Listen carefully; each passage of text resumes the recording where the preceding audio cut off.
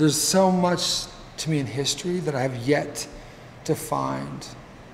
And I'm just still finding artists today that are, from the late 1800s and the early 1900s. It just came to me that I wanted to do this series of flowers inspired from the old masters and kind of take their ideas of the narrative where every object was symbolic and had this importance. Now we live in this disposable society, so I was replacing or substituting items that were once found in the old masters painting. I was finding modern equivalents, but they'd be wrapped in plastic and they'd be in a disposable container.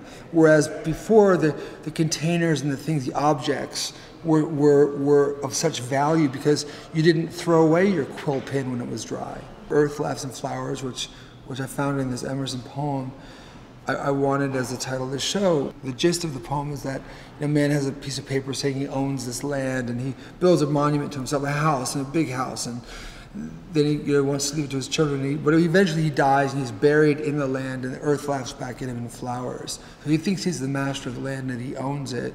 He dies and is buried, and the earth says, no, actually, you were just renting.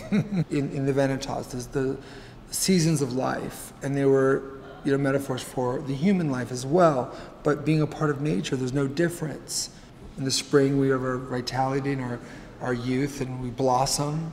And then that blossom fades as we get older, but yet something else comes out, an inner beauty or an intelligence that comes with that age, and then the decay and death. And then the cycle starts over. Like in nature, it's a circle.